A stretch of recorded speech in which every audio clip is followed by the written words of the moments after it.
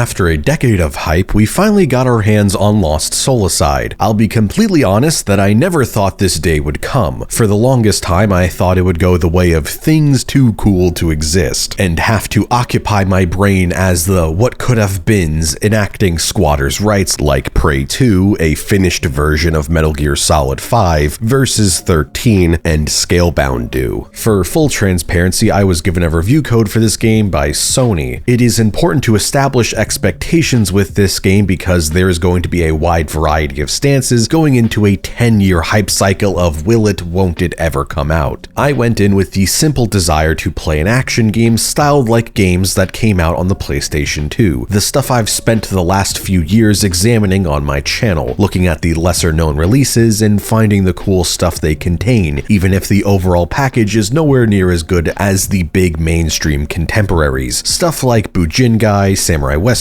Sword of Etheria, and Golden Knight Garo. I wanted a game that was stripped of content bloat that plagues a lot of modern game releases, ranging from boring MMO shit-tier side quest design, pointless barren open worlds, and horrendous progression systems. A game that cut the chaff, respected my time, and was to the point with a vision. I wasn't expecting it to revolutionize action games as we knew it, like DMC1 did back in 2001. I think going into this game expecting the polish of DMC5, FF16, or any mega studio releasing things like Red Dead Redemption 2 was incredibly naive. These things were never going to happen, especially if you followed the development of this game at all, or have any tangible grasp of how video games are made. I did not expect it to dethrone the three kings, that being DMC, Bayonetta, and Ninja Gaiden. I hoped it would have a good amount of combat depth, but at the end of the day, all I wanted was to have fun with it. And that's what happened. I had a blast playing it and was extremely happy it did not get added to the pile of personal disappointments of the year. It certainly won't be for everybody, and it's not without its issues, which we'll get into, but here is my stance on Lost Soulside as someone who loves action games and has spent a lot of their time playing the more obscure stuff and is willing to go down in the dirt to play the roughest of jank to find the diamonds in the mud. Lost Soulside really feels like a game that fell out of time. We usually get one or two of these a year, and they are almost always the thing that is right up my alley, and what people usually come to my channel to see me cover. Besides this game, we also got Captain Blood in 2025, 2024 had Slitterhead, 2023 had Grendizer, 2022 had Gungrave Gore, and you get the idea. They are games with ambitious ideas and modest budgets. People will see that Sony is publishing this through their China Hero Project initiative, but in reality, this was made with a very modestly sized team of mostly inexperienced first-time developers with a small-scale budget. If this Bilibili post people are citing as a source is accurate and is to be believed, then Lost Soulside's budget was about 20% of Black Myth Wukong's. And if this other post about Wukong's budget was true, then its budget was roughly $42 million,